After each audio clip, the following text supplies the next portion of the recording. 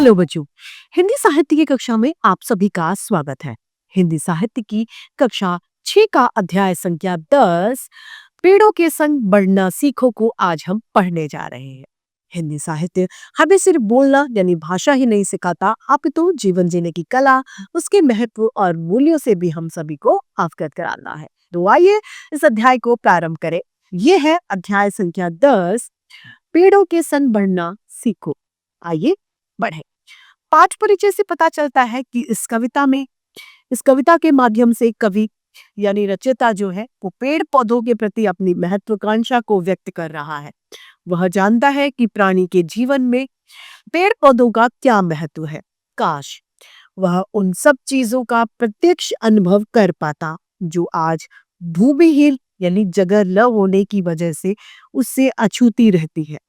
पक्षियों का चहचहाना, फूलों का खिलना, उसकी खुशबू से वातावरण का सुगंधित हो जाना, पशुओं का विचरण करना, ये सब कुछ आज कवि के लिए स्वप्न मात्र है यानी सपने जैसा है।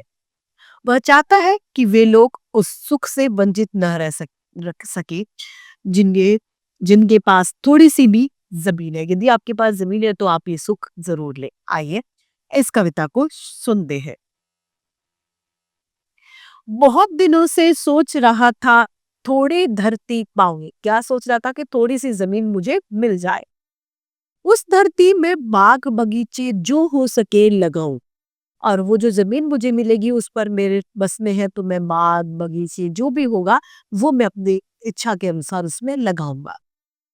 खिले फूल फल चिड़िया बोले प्यारी खुशबू डोले।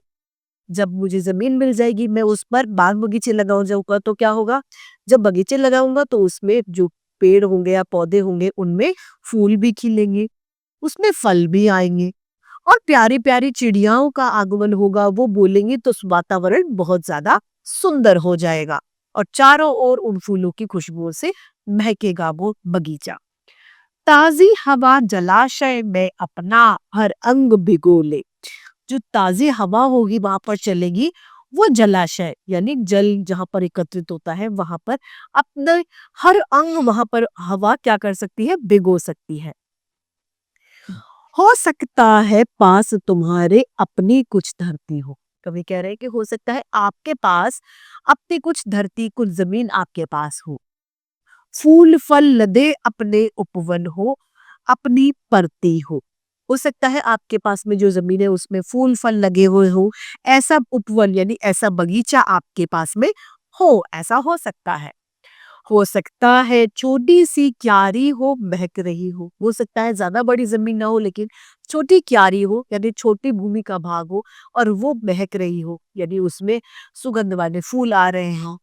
छोटी सी खेती हो जो फसलों से दहक रही हो सकता है आपके पास में छोटी सी खेती हो यानी खेत जमीन की मात्रा आपके पास कम हो लेकिन वो कैसी हो, फसलों से दहक रही हो यानी फसलों से वो जल रही हो, उसमें फसलें लगी हुई है।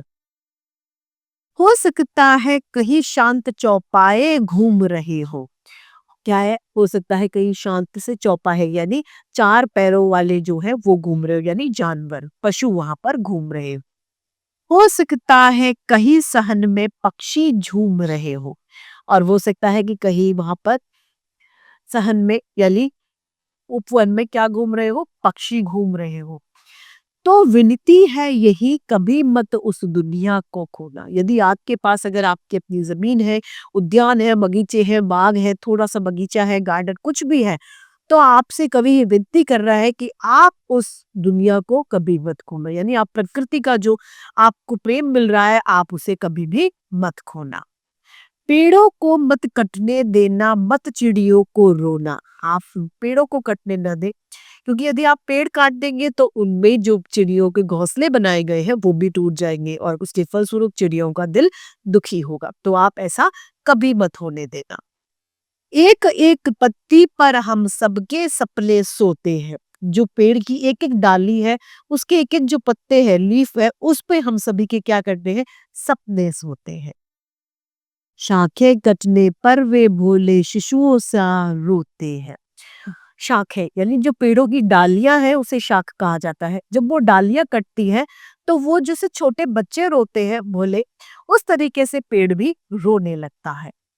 पेड़ों के संग बढ़ना सीखो, पेड़ों के संग खिलना, पेड़ों के संग इतराना, पेड़ों के संग हिलना। हमें पेड़ों को अपना मित्र बना लेना चाहिए।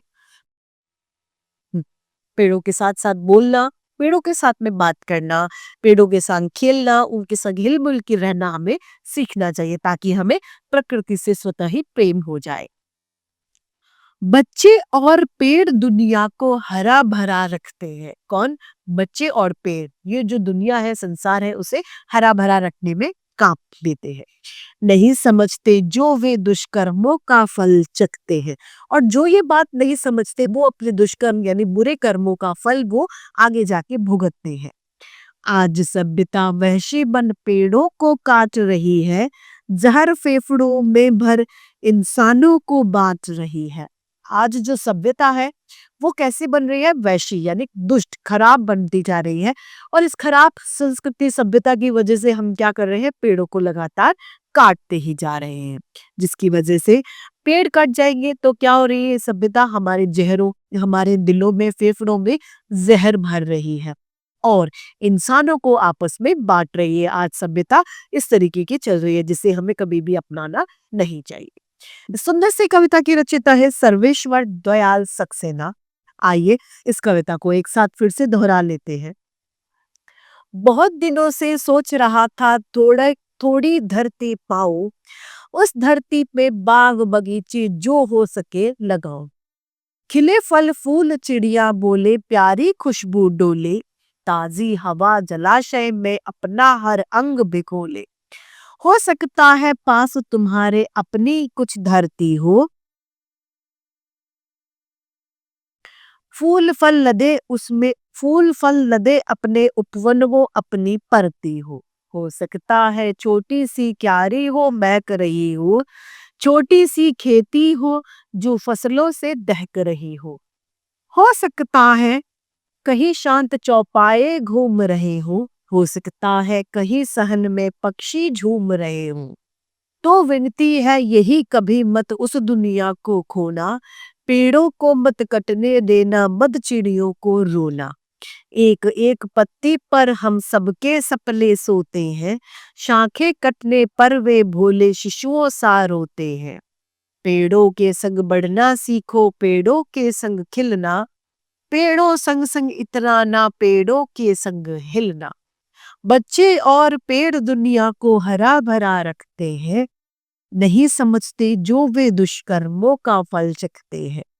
आज सभ्यता वहशी बन पेड़ों को काट रही है, जहर फेफड़ों में भर इंसानों को बांट रही है।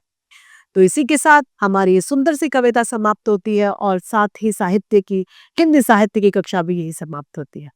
फिर से हिंदी साहित्य में ऐसे रोचक अध्याय लेके आपके समक्ष प्रस्तुत होते रहेंगे। आज के लिए इतना ही, फिर मिलते हैं। धन्यवाद।